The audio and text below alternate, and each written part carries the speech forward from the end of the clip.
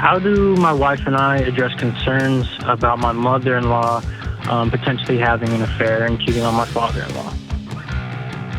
For the sake of the past few shows, please tell me it's not you that's having the affair with her. No. God, thank you.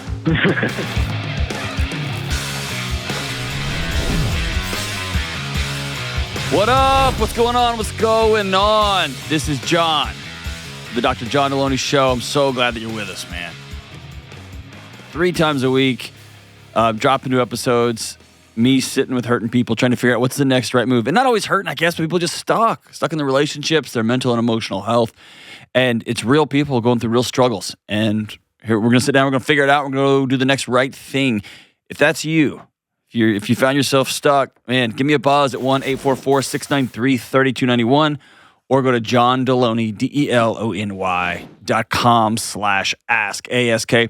Please, we're getting close to a major milestone here, so don't forget to hit the subscribe button. Just take 2 seconds, subscribe to the show, especially on the tubes. It makes such a big, powerful difference. All right, let's go out to the 512, Austin, Texas, and talk to Josh. Hey, Josh, what's up, dude? Hey, what's going on, Dr. John? Nothing much, man. Rocking on to the break of dawn. What's up, brother?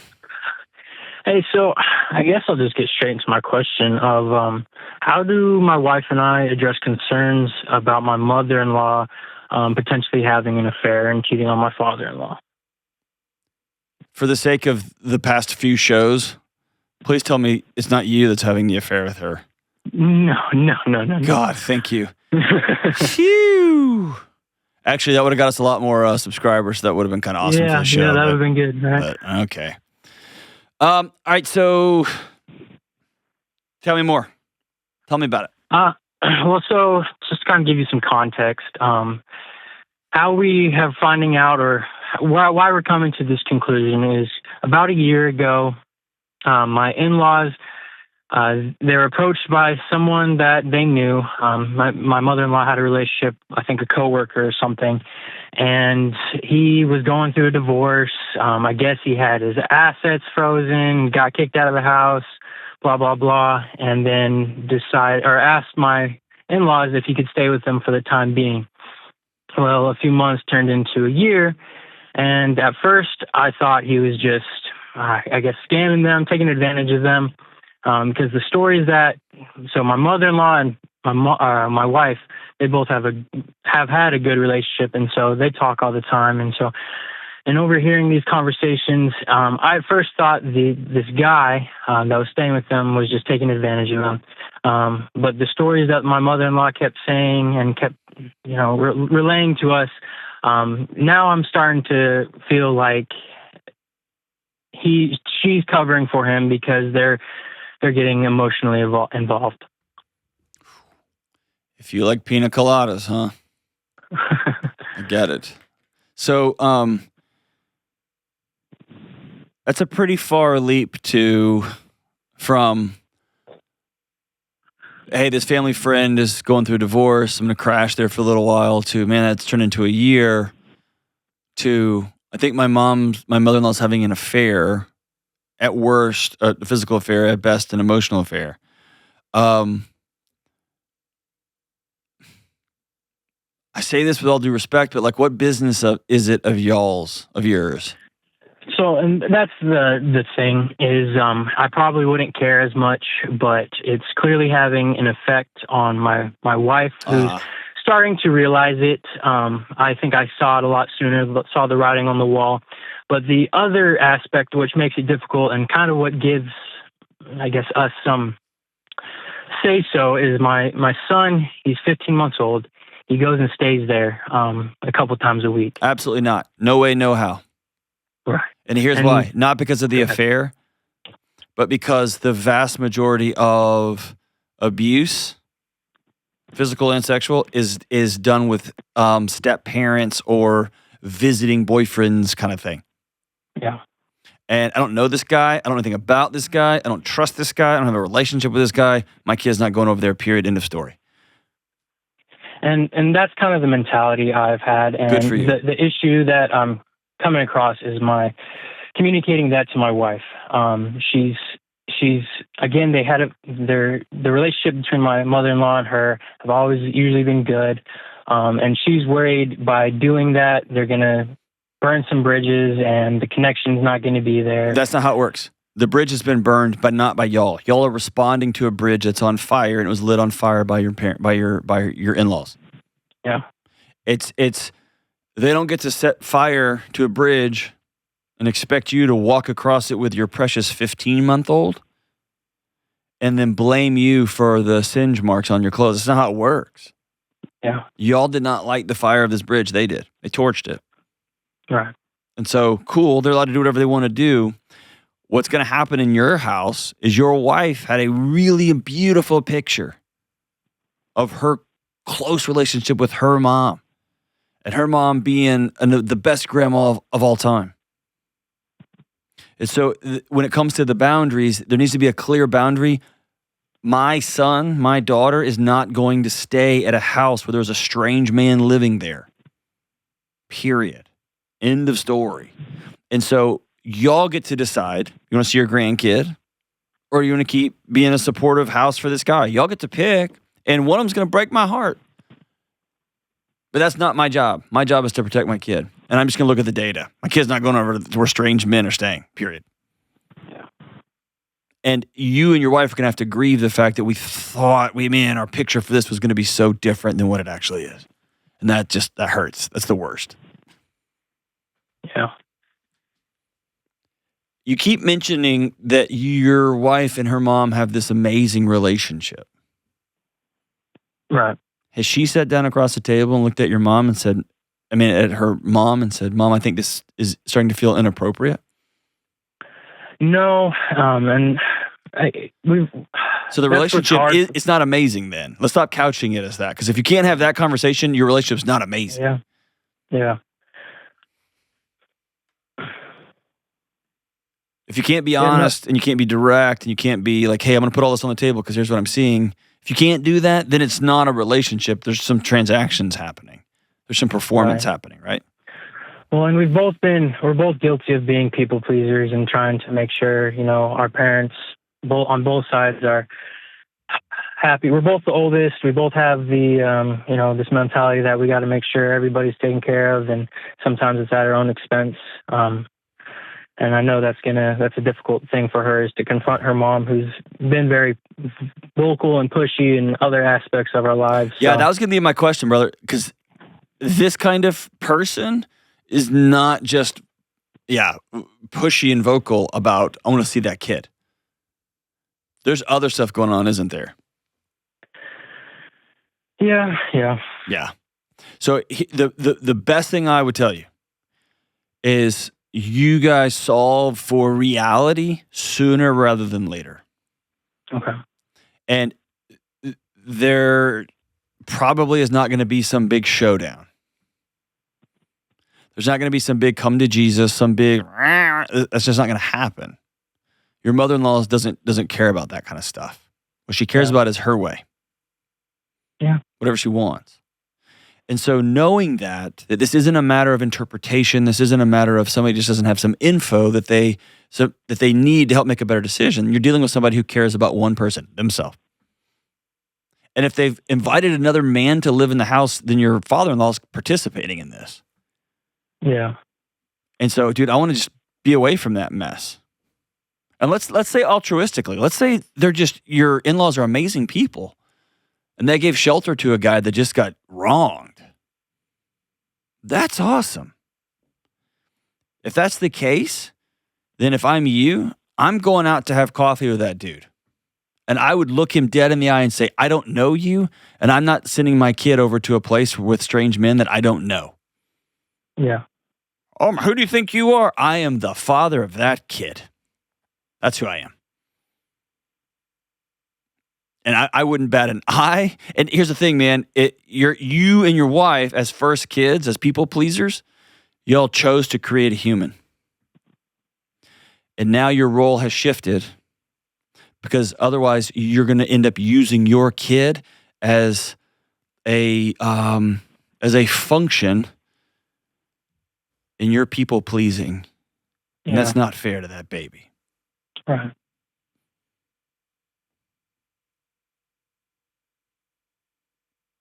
I know I just dumped it all on you. How does that sound? Easier said than done, that's Yeah. for sure. Yep. And I've had I haven't had conversations. I've met the guy that's there, and he seems, obviously, if there was a lot more red flags to it, I probably would have kind of put my foot down a little bit more. But it's just getting. I don't wait for red flags with my kids. Yeah. No, you're right. So if there's no red flags, so it reminds me. I think I've mentioned it on the show. There's a great story. Kelly brought it to us once. Producer Kelly brought it once. There was a kid getting walked through a temper tantrum inside of a grocery store or inside of a store, like a home goods store, and Dad just got frustrated and started carrying him out. And the kid was kicking and screaming in the parking lot as they were heading out to the car. And a man was walking into the store. And the man stopped and said, "Is that your kid?" Right? Basically saying, if you've just kidnapped a kid who's screaming and fighting you, I'm intervening right now. Yeah. And ended up, they got all worked out. It was fine. The dad's like, "Dude, I just got a kid. He's throwing a temper tantrum. It's bananas." But the dad who got stopped in the parking lot ended up circling back and saying how grateful he was that a man took a moment to stop and potentially protect his child. And so if you as a new dad, practice looking other grown men in the eye, because it's going to happen with a soccer coach, it's going to happen with a teacher, it's going to happen with it's going to be the rest of your life. If you practice walking up and saying, "Hey, sir, whatever this guy's name, hey, Dan, I'm going to take you out to coffee." "What's up?" "I'm going to take you out to coffee." "Hey, this is my son, and I don't want to be weird or anything or hurt your feelings, but all the data says that a lot of challenges come from strange men in the homes, and I don't know you that well." If he's a man of high character and integrity, he's going to look at you and say, "Dad, boy, this is the kind of dad. You're a good man. Let me tell you about myself. Let me tell you what I've been through. When your son's over at this house, I will protect him till the moon and back." And if he throws a temper tantrum, "How dare you talk to me? Like, do you believe it?" Then, bro, he got, you know what I mean? Right. You learned all you need to learn. But your heart's going to race in route to that conversation. You're going to be nervous about it. Your mother-in-law may be all mad about it. Your father-in-law may be all mad about it. You're going to walk away from that conversation 10 inches taller. Because I think the person you're starting to lose the most respect for is yourself, you and your wife together. Yeah. So there's not an easy path forward, brother, but I hate it for you. I hate it. I wish your wife could leverage this quote-unquote amazing relationship she has with her mom just to go, "Mom, what in the deal? What's going on?" Yeah. And if she can't, then that should be the big red flag to tell you just how not solid this relationship is. And then you all need to do what's best for you two and your family. Right. I wish I could get her to talk to you. Well, tell her to call me. I'm happy to. Or just take a recording of this and let her listen to it. I can't think of a worse. I can. One of the worst things to have to grieve is I had a picture in my mind that I thought I thought they would become this kind of grandparent, and they're not. Yeah. And I hear this all over America. And I think the counter is people are just writing all their parents off because they didn't perfectly match this picture. And I think that's probably too far too. But there's some middle ground, and the middle ground is going to be, I'm not leaving my 15-month-old there. And by the way, that also sucks for y'all because that was free babysitting, right? Yeah. I mean, it's got a whole bunch of costs to it. Right. But if my mom is having an affair with a live-in guy that they gave refuge to, and my dad is going along with it, or my mom is a bully and she's a liar and she's making excuses for this guy because she's got emotion because she's using him to prop up gaps in her marriage with the other guy. I don't want my 15-month-old anywhere near any of that mess. And I'll swing in for Thanksgiving and I'll swing in for Christmas, but I don't want anything to do with that mess. And now you and your wife have to live in the ash of what was and what could have been and what we hoped for and what we thought was going to happen. Y'all got to do the hard work of saying, okay, what's Easter going to look like for us this year? What's Christmas going to look like? What's babysitting going to look like? And that's heartbreaking, but it just is. It's just owning and dealing with reality. It's owning and dealing with reality. And I think our entire culture is set up to avoid reality. I'm really proud of you two for having this conversation, for thinking about it, and for wondering what we're going to do. But I think at the end of the day, you and your wife need to decide what's best for our family and how we're going to navigate it moving forward. And then her parents get to decide, are they going to be mature about it? They're going to throw a fit about it? They're going to have honest conversations about it? They get to decide what happens next. Y'all just can't own all of that. Y'all have to do the next right thing for you and your family. Appreciate the call, my brother. Appreciate it. We'll be right back.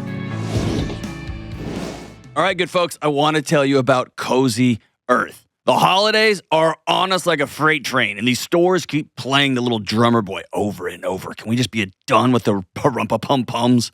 Listen, at this time of year, we need to create peaceful environments, especially a peaceful sleep environment. And I call mine my sleep sanctuary. And for me and my family, a big part of our sleep sanctuary includes bedding and bath linens and comfortable clothes from Cozy Earth. Listen, y'all know I love the sheets and I love the bath towels and all the good stuff there. But you don't know that Cozy Earth has amazing hoodies and crew neck t-shirts. They're called Cityscape hoodies and crew necks, and they come in men's and women's and kid sizes. I can't stop wearing them. And my wife loves Cozy Earth's long sleeve bamboo pajama set. They're so amazing. And just wait till you feel the Cozy Earth cuddle blanket. It's big, it's heavy, it's super soft. It just makes you go, ah. All of these things make incredible gifts during the holidays. And don't forget, Cozy Earth offers a 10-year warranty on all of their bedding. So amid the holiday chaos and the parumpa-pum-pums, you can create your own peaceful sanctuaries, your own peaceful sleep sanctuaries with Cozy Earth. Go to CozyEarth.com/Delony and use code Delony for an exclusive discount for up to 40% off. That's CozyEarth.com/Delony. And if you get a post-purchase survey, say that you heard about Cozy Earth on this podcast.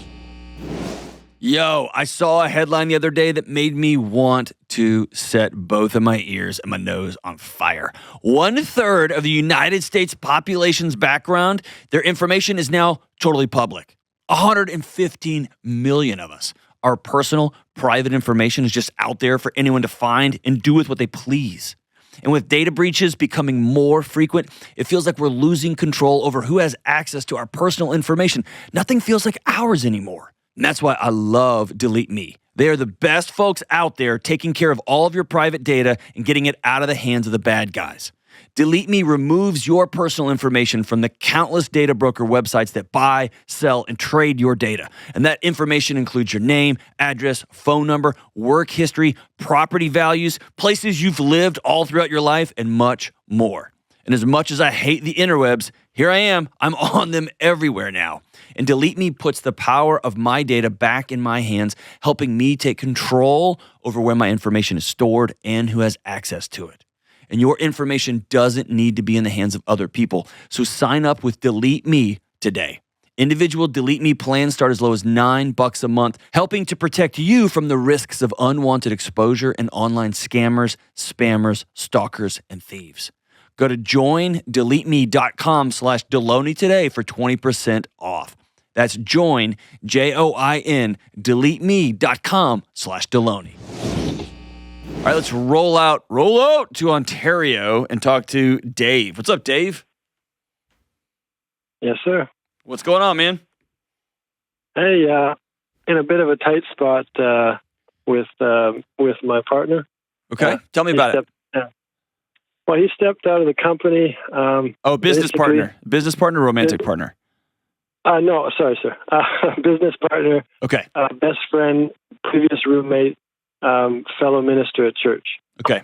So y'all got some history together. Okay. A lot of history. It was before he was married, everything was super. It just has kind of gone downhill since he met his wife. What's gone downhill? Your the access you had to him and you being the focus of his life? What's gone downhill? That's not really the issue. The issue is his personal life is going through.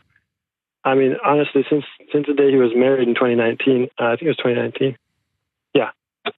Since he was married, it's been a roller coaster for him. So because he's in a place of leadership, that creates a roller coaster for everybody else. And he was in leadership he trained me from nothing in construction. We're construction renovators, and he also actually introduced me to the gospel of Jesus Christ and the true gospel. And so, sorry, I'm running here. But when he was in the place of leadership, when it would go up and down, I was just along for the ride. Once I became his business partner, then it affected me more and my reputation more, because we were always changing. And now that he's stepped most of the way out of the company, it's left the company on my shoulders, and yet he's still involved, and I'm concerned that I have no idea what the next step is going to be, because he might come back, he might step out completely, he might ask for profits. I have no idea. So what about this best friend who, by the way, everyone who gets introduced to some sort of faith says it's the one true faith. So like this person who has been a spiritual influence in your life and a professional influence and a personal influence. It sounds like it's a lot. Hold on. It sounds like it's a lot of smoke and mirrors if you can't sit down and say, bro, what are you doing? I can, and I do, but it becomes a big argument every time. Okay, then your relationship is not what you think it is. Or let me say this, it's not what you are fantasizing it is. And I don't mean fantasizing in a sexual way. That's exactly correct. It's not real. And so that's exactly correct. How can I help you? What's the next right move for you? What's the question? So I've reached out to, I was given an offer from another company. Okay.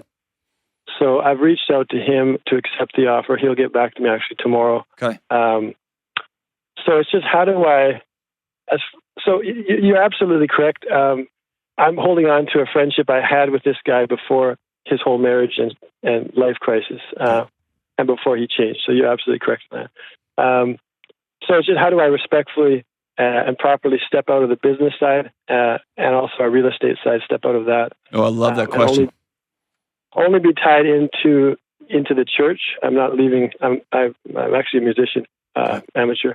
I'm not leaving the church at this point. But how do I respectfully step out without just blowing the whole thing up? So, man, that's a great question, and the answer is surprisingly simple. But so I'll just put it out there. Number one, you say about 10% of what you want to say or think you should say. Mm-hmm. So say as little as possible, not in a manipulative way, but knowing this is a person who has demonstrated through their actions, they don't care what you say, they don't care about the integrity of the partnership, they have moved on with their life. Okay. And so what they have done in that process is there's not a lot of, they don't need a lot of, he doesn't need a lot of explanation. And by the way, the more explanation you give is just going to put gas on a fire that he's got raging inside of him that has nothing to do with you. Correct. It's as simple as, hey, I need to have a direct conversation with you. It's going to be pretty tough. Okay, Dave, what's going on? I've accepted another opportunity at another business. It's been my life's honor getting to work with you, and I will never forget the investment you put into my life. In a couple of days, I'm going to circle back and we can talk through how we're going to, separate the company, how I'm going to get bought out. If I don't know the details of how you're going to transition. Once he hears the words, I have taken a new position, period, he is going to go full fight or flight. He won't hear another thing you say. I know. So don't. Okay. And in a couple of days, we'll circle back and we'll work through the details. And I don't know what that means to get out of the real estate part and the business. I don't know if you have equity in the company. I don't know any of that kind of stuff. If you do, you need to write out specifically what your expectations are for that exit. Right. Because you're an owner. This isn't a matter of like, I'm quitting my job and you're turning in a 2-week notice to your boss. You're an owner, right? Or you're a partner in this company. So I don't know what that kind of looks like. Here's the... It's kind of a mess, sir. Okay. Nothing's on paper. It's a mess. It's a real mess. Okay. You need to be very clear, and you probably ought to meet with an attorney before you sit down. Because if you don't, the only advantage to the mess is my name is not really. It's. I don't know how to describe it. I've never seen it anywhere else. Nothing's on paper. It's. But because he's stepping out, my name is getting more and more onto the liability side, and we have a mess when it comes to our paperwork and so on, our taxes and. Okay, but hear me closely, Dave. Yes, sir. You stepping out and taking a new job does not absolve you of the mess you already have created. If you have your name on documents, if you are a partner, if you are an owner, if you are somehow already in the middle of projects that are underway, you will still be liable for those as you leave. That's correct. And so if there's 10 restoration projects or 10 rehab projects going and you just quit, but you were part of the guy that signed the contract with that original company, they still come after you. That's correct. So the plan is January 1st, I step out. Okay. He may pull a grenade pin before then. I know that. I know. I'm expecting it. Okay. So here's what I would do. I would spend your energy not trying to predict or contemplate how he's going to respond. Instead, I would spend my energy on writing out very clearly for myself and for him, here's what the next steps will look like. And then underneath that, in fact, the last 3 jobs I've transitioned out of, I sat down with a plan. 2 out of 3 times, my plan has been readily accepted. Like, I'll stay, I'm going to overlap, I'll work here, and I'm starting my new job. I'll be available for you. You can pay me contract, and I'll stay on. That's been accepted. The other one wasn't. One of them wasn't. They said, we're gonna pay you out, but we want you to go ahead and go early. That's cool. It's their facility. It's their place. Mm-hmm. And so you can have all the plans in the world. It's all well and good. If you want to just walk away and have no equity in this thing, and that's what you've decided, then put that down and have your lawyer draw up an agreement that says that I'm terminating this partnership effective immediately. Mm. If not, who knows what he gets on the phone and does, and you're still a quote-unquote partner or co-owner until January. I would not do that. Mm. He can drag you through all kinds of things. Nobody knows about this except for one close friend who won't mention it. Do you recommend that I guess quietly do the steps, separate our tools, kind of finish up the jobs and finish up, and maybe let him know, like, just Christmas, Merry Christmas, I'm leaving. Would you recommend something like that, or just go with my plan? If you think he's in a position where he's going to steal your stuff, then yeah, you need to do the next right thing to protect yourself. But I don't want you to cash out your dignity and your honor and your character in the process. So that what that would mean is, if he says, "Hey, I'm taking on some more jobs for the new year," I know that's the challenge. That's why I kind of have to talk now, because it's going to get really, really basically a betrayal if I wait. So. And I think there's a personal betrayal and there's a legal betrayal. That's correct. Because you or him are going to sign contracts with a customer who expects you to be running the show because he ain't doing it, and then it's going to be gone. So yes, if you think the day you tell him, "Hey, I've taken a new position. I'm planning on starting January 1. I'm going to help you wrap up this year." If he doesn't, if you don't think he's going to respond to that in a positive way, he's going to lock you out of the building, then yeah, you need to get your stuff out. No, he's not that extreme. He's just going to try to convince me for the next 3 months every day to stay. Okay. By you deciding you're going to stay for the next 3 months, then that's part of, you know that. Right. That's like me going to stay at my dad's house. I know my dad's going to try to convince me of his political views. This is how my dad rolls. But I'm choosing to stay at his house. And that's kind of the price I pay to be there. Right. You get what I'm saying? But any sort of like, I think the meta lesson here is, especially initially, the least amount of explanation, deep conversation, he will not hear you. He's been able to have his cake and eat it too, or I don't know how that saying goes. How does that saying go? I don't know, make his cake and have it, eat it too. What's the saying? Having your cake and eating it too? That doesn't sound right. Is that right? Yeah. He's been trying to have his cake and... You can't have your cake and eat it too. You can't have it. That saying, he He likes being a co-owner where he makes money, and you increasingly over the last 4 or 5 years have been running everything. And that's going to come to an end. His gravy train is coming to an end. He's going to be upset about it. And so say as little as you can and then come up with a plan in writing a few days later when the smoke is cleared. Expect him to be angry because you've just blown up his life. That's okay. He made that choice. Hand him a piece of paper and says, here's my expectation and my plan. Let's work it through together. Every job I've ever left, I always send my exit strategy in writing. It's always a proposal. And I'm hoping they accept it. And I'm also offering things. I'm going to keep working here. I'm not going to leave y'all high and dry. I'll finish all the reports. I'll turn the budgets in, whatever the thing is. And I think it's looking at the world y'all are in and saying, okay, the next 3 months are going to be a mayhem. And then I start this new job moving forward. But the days of handshakes and it's going to be all good, that has to end. You got to start putting stuff in writing. And almost think of this like as a divorce. My buddy Dave says, once somebody says, I want to divorce you, you are now in a business transaction. The romantic part is over. We are now into dividing up assets, and we are dividing up the path that we are going to exit this partnership. Similar thing here. The moment you accept this position, I accept this job. Now we are fully in business mode. Hopefully y'all can stay friends through it, but you're dividing assets, you're dividing tools, you're dividing jobs, you're dividing payouts, you're dividing debts, whatever y'all got on the table. Whew, let's have that in writing as soon as possible. Thanks for the call, Brother Dave. Appreciate you, man. Best of luck to you. We'll be right back. This show is sponsored by BetterHelp. This month is all about gratitude, and most of us have a person or two we'd like to shout out for helping us out somewhere along our life's journey.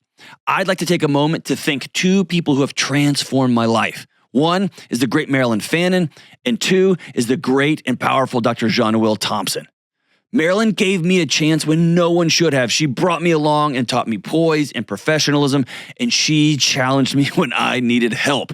And Jean-Noel taught me how to be a dad, a husband, a professional, and how to balance the seemingly impossible weight of caring for a whole bunch of people all at the same time. Big time thanks to Marilyn and Jean-Noel. And for all you listeners, I know you have people in your own life that you're grateful for, and hopefully you stop and thank them. But there's one person that we often don't take time to thank enough: ourselves. We don't always acknowledge that we're surviving or moving forward. We're grinding towards a better life, better relationships, and a better world. And in a world where everything's gone bonkers, this isn't easy. So here's my reminder to thank the people in your life, including you. And sometimes we need more than just a thank you. We need some professional and personal help. We need to talk to someone who is trained to help us discover true gratitude for ourselves and others, especially during the holiday seasons. That's why I recommend my friends at BetterHelp. BetterHelp is 100% online therapy. You can talk with your therapist anytime, so it's convenient for your schedule. Just fill out a short online survey to get matched with a licensed therapist. Plus, you can switch therapists at any time for no extra cost. This holiday season, let the gratitude flow with BetterHelp. Visit BetterHelp.com/Delony. All right, let's go out to Mission Viejo. Mission Viejo. Mission Viejo, said the former geography teacher. California, and talk to Bella. Hey, Bella, what's up? Hello, Mr. Delony. What's going on? Not much. I'm really excited to be on the phone with you. Thank you for taking my call. Of course. I just have a question. I wanted to know, how do I break free from self-imposed boundaries and live without fear? That sounds like you went to like a women's empowerment conference. No. Or you took did you take like an online quiz? No, I'm just playing with you. I'm trying to break the ice a little bit. All right, tell me about your self-imposed boundaries and your fearful living. Yeah, so I'm 31. I have been on a self-healing journey for a few years now. What's that mean? And sorry, I'm getting so emotional right now. No, you're good. You're good. You're safe. What's up? Thank you. I think I grew up in a very traditional or old school way of living. I lived in Mexico for 2 years with my grandparents. Okay. And it was very difficult because I had to help my family raise my siblings. And so I think I had to listen to them a lot and follow their directions. And there's a lot of trauma, all that stuff. And I think when I, my mid-20s, I started thinking that I need to heal all this trauma. And I think I live with a lot of fear still, and a lot of it holds me back from pursuing dreams and ambitions, and I just need a little bit of guidance. Very cool. Okay. Well, congratulations on saying no more. Yes, thank you. And I'm proud of you because you know what you're doing. You're thinking of 3 generations from now. Yeah. And it takes a bold step to just stop and turn and face the fire. Yeah. Good on you. Thank you. And know that analogy sounds good stitched on a pillow, but when you turn and face a fire, it also means you, on behalf of the generations that will come after you, get burned up too. Yeah. Okay. So it's not a bug. It's a feature, right? It's part of stopping generational hurt. So tell me something that you're scared of.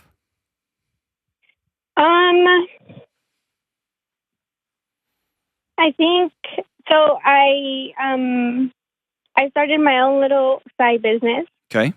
And I'm having a hard time, putting up content on social media, going out to pass out flyers, what do you mean? Like, reaching out to clients. Okay. So the marketing part. Yeah. And I think a lot of it is I'm a little shy, and I'm also afraid to, I think I get complacent in the moment because I'm like, they don't want to talk to me. So I think I'm just going to leave it and try to find a new client. What's the name of one of your younger nieces or nephews? Just give me a random name. Emil. Okay, Emil. So imagine Emil was choking in a restaurant and you don't know the Heimlich maneuver. Yeah. You saw somebody hurting. You saw somebody who needed something. What would you do? I think in the moment, for him, I would maybe stick my hand in there. No. But you can't do it. You don't know how. Okay. I don't know how. What would you do? I would ask for someone for help or call 911. Okay. Would you ask for help? Excuse me, Emil's choking. I'm sorry to bother you. Emil's choking. How would you get people's attention? I would probably yell for help. There you go. Yeah. Okay, so it's in there. When you saw somebody who needed something desperately, you would have no problem turning and yelling to a restaurant, "Hey, help! Somebody help!" Right?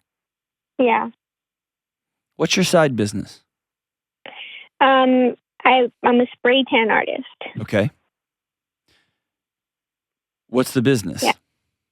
So I go and I provide a service to people that are looking to get a nice golden tan. I may or may not need that service. I may or may not be one of the paler people who's ever lived. Okay, so if you went and got certified to be a spray tan artist, and you're doing that because you want to avoid a clock in and clock out job, or you have this picture of owning businesses and making 6 figures, or you really kind of want to have a reputation like she's kind of cool because she's good at making people look better. Yeah.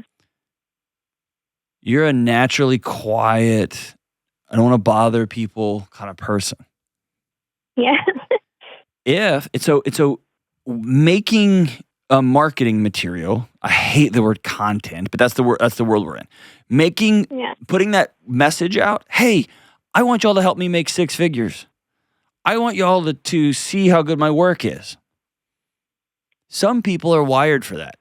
I'm not. You're not. If you wake up every day and say, hey, there are people who don't like what they see when they look in the mirror, and I believe everyone has inherent beauty. And I've Yeah. learned this craft where I can help accentuate people's beauty and give them a moment of peace from how awful they talk to themselves. You would scream at the top of your lungs to get that message out. I can help you exhale when you look in the mirror. You're beautiful and I see it. I'm going to help you see it too. Okay. And so it's the same thing. But what I Yeah. found in my life, that in my personal life, is when I get excited about doing something that's just for me, I don't like talking about it. I feel weird about it. And when I make like an ad or I put something on social media about it, you can see it coming a mile away. Like, hey, what's up, bros? This is John. I've got this thing I want you to buy. Yeah. Right? But like, I just put out some new conversation cards about sex and intimacy. Listen to the show. So many people are struggling because they're married to someone, they love somebody, and they don't know how to say, I'm struggling in this area.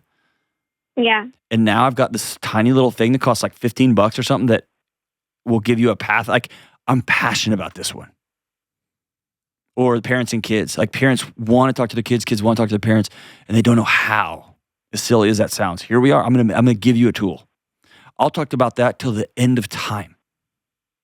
So I think the first thing is asking yourself, not what do you want to do? Ask yourself, am I waking up every day to serve and to help? And I think you'll find over time, your fear about calling out and telling that message will go away. It will greatly lessen because you would have no problem screaming to help out Emil. No. Right? Yeah. You have no problem just talking to you. You have a pretty amazing spirit about you. If your friend came and sat with you and she was like, I just feel so ugly, you would not think twice of getting real close to her face and looking her dead in the eyes and saying, you are beautiful, would you? Yeah, no, I wouldn't. Yeah, exactly. That's who you are. Yeah. Okay? So here's the second part. What does your fear get you? Nothing. No, it's serving a role. It's serving a purpose. Okay. What is it giving you? I don't know. I don't know how to answer that. Can I take a couple of just guesses and you tell me if I'm wrong or if I'm right?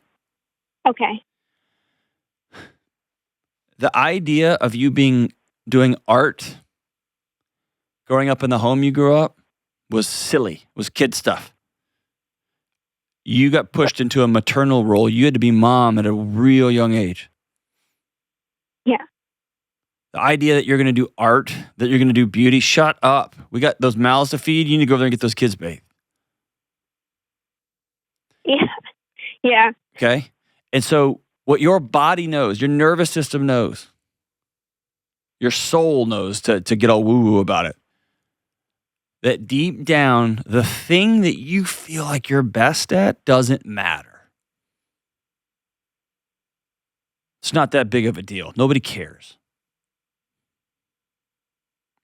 And so what your fear gives you is protection against somebody else telling you that the thing that you think is important doesn't matter again.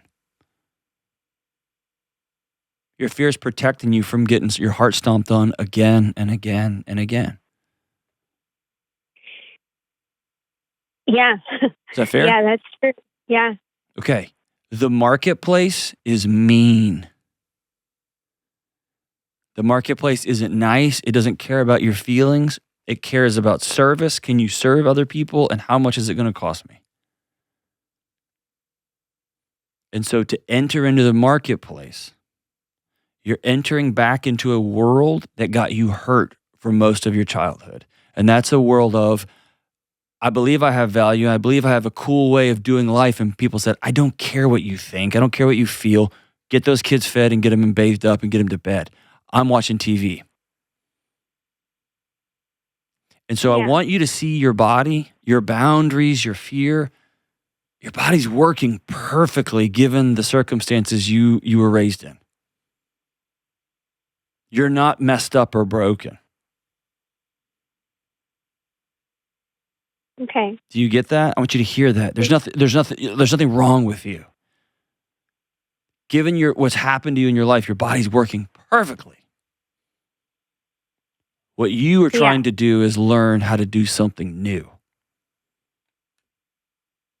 And so here's what I mean by that. If you ever driven a standard, like a car that's got a clutch? I've tried, but it's okay. I've not gotten it down. So I've driven. My first car was a standard. I've driven a standard for 20, 30 years, forever. Okay. Manual. Says Kelly GPT. They're manuals, right? So,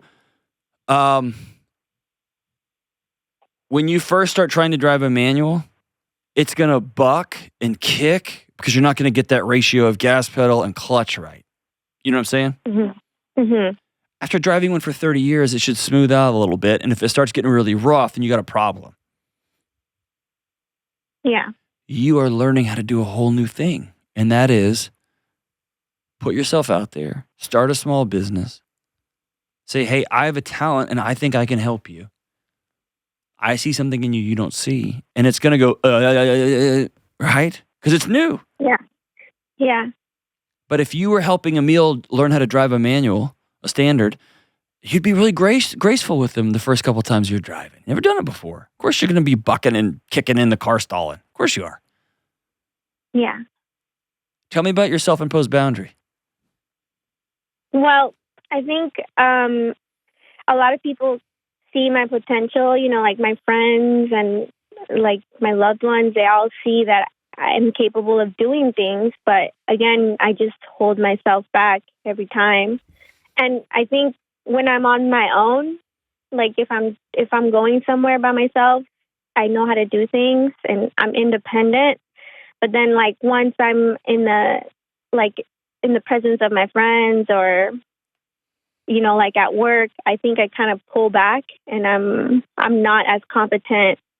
And I think that also holds me back. Like I don't know if there's a term for that, but I just kind of dim myself and just follow someone's lead. But then I don't follow the lead correctly because I'll mess up or something. And then I'm just like, that causes me a little bit of insecurity. And I'm like, oh my God, I suck at this, Yeah. Well, there's two sides to that. Sucking at something isn't a bad thing. Right? Okay. If you sucked at something and it got you hit across the face growing up, that's another thing. Yeah. If you sucked at something and somebody said, that's why your mom left, because of your attitude. Yeah. Then you're going to spend your whole adult life trying not to suck at things because it's an act of war in your body. Yeah. Fair enough. Yeah. Did I hit that nail on the head right there? I think you're right. Yeah, because somebody actually did say that to me. I know they did. About my dad. Yeah. I know they did. That's fun. And hey, It wasn't true. No. It wasn't true. And what your body has learned over the course of your life is that when other people are around, it is your job to make sure everybody has what they need and to shut your mouth. And I'm sorry that you were treated that way, but it was wrong. And you get to choose what happens next. Yeah. And so it's about practicing. And for someone like you, Bella, you know what I would do? I would tell my friends, I'm practicing being more assertive now. You'll just have to get over it, and they'll all laugh and be like, whatever, Bella. Yeah. Okay. But I bet they'd go along with you, wouldn't they? They would. And when it comes to putting out ads or marketing materials, make a commitment to the only person that matters right now, Bella. I will do 5 a day, period. I'm just going to do 5 a day. I will send 5 emails, 5 client reach outs. I will do 5 social media. I don't care what the thing is. I don't know what the thing is there in California. I will do 5 a day. And when those 5 are done, I'm finished for the day. Yeah. I'm just going to do 5. That's all of the stomping on my spirit I can handle. But what you're going to find is your body's going to learn over time you're not going to die. And in fact, you're much stronger than you think you are. You just have to tiptoe out on that ledge, and you're going to realize it's not a ledge. The word that keeps coming to mind is you got to practice, you got to practice, you got to practice. You got to practice being uncomfortable. You got to practice failing. You got to practice somebody saying, your spray tan sucks, and going, ugh, that doesn't feel good. But I got 10 more clients today. Either they're right, I got to do better, or whatever, okay. And I'm going to go to the next thing. But listen, the things that kept you safe as a kid are going to destroy your small business. They're going to destroy your adult relationships. They're going to continue to erode your own belief in you. And it's time to not let those voices from your childhood, those nonsensical voices, continue to have a seat at the table in your life anymore. You're not welcome here anymore, voices. It's time for y'all to go. And you're going to look around at a bunch of empty chairs and you have to fill them up with people who love you and care about you and who are willing to walk alongside you, let you fail, cheer you on. I'm going to be honest with you. I think you're on the right path. I think you just need to come down, impose some symptoms, impose some systems on yourself. I will do 5 a day. I will make one phone call. When I get uncomfortable, I'm just going to put my fist in my chest. I'm going to hold it there. I'm going to keep making the phone call. I'm going to keep making the piece of content. I'm going to keep making the flyer. I am going to send these out to people because I'm here to help other people feel beautiful. I'm here to accentuate people, give them amazing photo shoots and amazing weddings and whatever else the thing is, because I'm here to serve. I'm here to lift other people up. And what I think you're going to find is A, you're stronger than you think you are, and B, all those years of keeping your eyes open to keep you safe, reading a room, is going to make you amazing. When somebody walks in sheepishly for the first time and says, I don't feel beautiful, can you help me feel beautiful? And you're going to go, oh man, sit down. Or come here into the booth, I got you. And you're going to be a gift. Thanks for the call, sister. I'm grateful for you. I'm going to send you a copy of Building a Non-Anxious Life as my gift to you. I want you to read it all the way through, and I want you to use it as a roadmap to slowly start practicing a new way to walk through this crazy, crazy world. You're a blessing. Talk to you soon. We'll be right back.